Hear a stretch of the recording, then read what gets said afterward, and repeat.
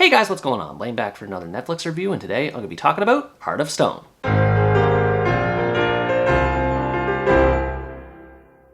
Heart of Stone is an American spy action thriller that tells the story of Rachel Stone, an intelligence agent who works under MI6 while secretly undercover for a global peacekeeping agency known as the Charter. The organization finds itself under threat when a hacker begins to target its most valuable resource, known as the heart. Anyone who controls the heart is essentially able to control any and all forms of electronics, which raises the threat of nuclear warfare. Rachel races against the clock to try and protect the heart at all costs while stopping those who seek to control it. This movie is a classic case of style over substance, and a pretty average one at that. It definitely looks good and has plenty of action set pieces to keep one entertained, but the bland story and characters fail to draw up any kind of inspiration beyond a basic level. Gal Gadot plays the lead role of Rachel Stone, and for what it's worth, I think she gives a good performance as this experienced spy who's dedicated to her mission. It's just that her character is extremely bland with how she's written, and has pretty much nothing going for her personality-wise. Her whole double agent persona feels half-baked in execution. There's no sort of effort made to show how she's torn between two worlds, having to navigate the pressures of both Charter and MI6,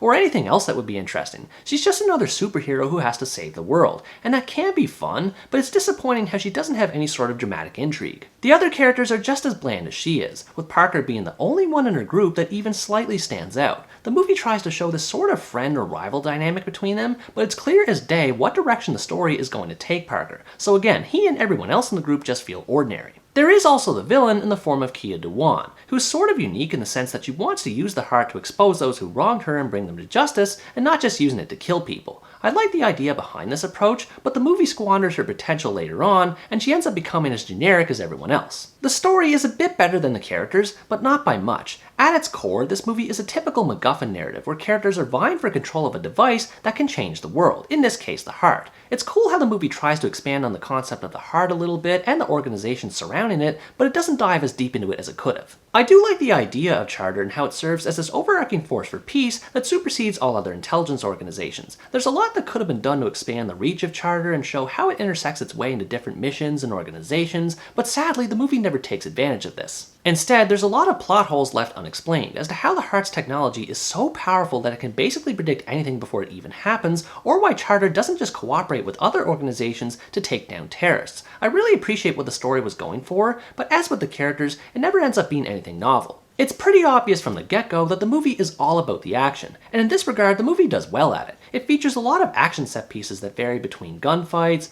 brawls, and car chases, and they all look good and are a lot of fun to watch. It surprised me with how long some of these set pieces went on for, and yet never felt boring. My favorite action scene is the car chase in Lisbon, which goes on for what feels like 5 minutes, and the amount of choreography involved with the chaos of this scene is mind-blowing. A lot of effort was put into the stunts and overall production quality of these action scenes, which is always appreciated. There is a fair amount of noticeable green screen and iffy CGI, but in general the movie looks good and is entertaining where it counts. The production quality extends beyond the action scenes too. The variety of lavish settings and locations like the Italian Alps, Lisbon and Portugal, and Iceland, among others, all lend a grandiose feeling to the story, which makes sense considering the stakes that are at play in it. Everything about the aesthetics looks great. The music is intense, the editing is tightly paced, and it even features an opening sequence that kind of feels James Bondish in execution, which is cool for a spy story like this one. The cinematography can sometimes be odd with how it frames Rachel Stone's face at times, but it works well when it comes to the action. Another part of the movie's entertainment value comes from the comedy, which unfortunately isn't as good compared to the action.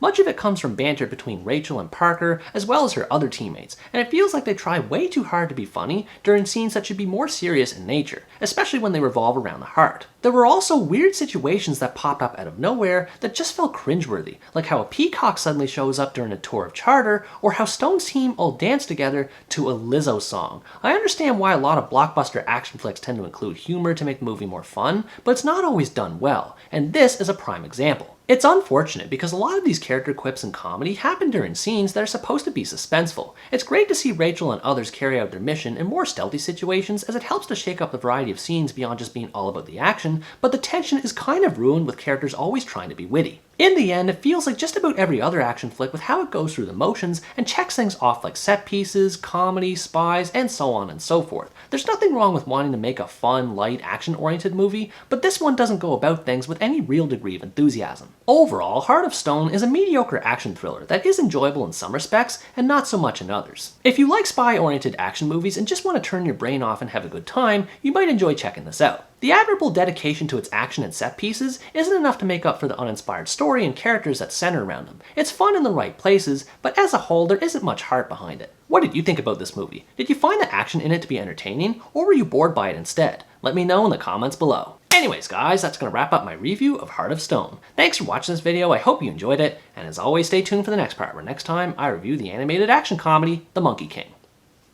Bye bye!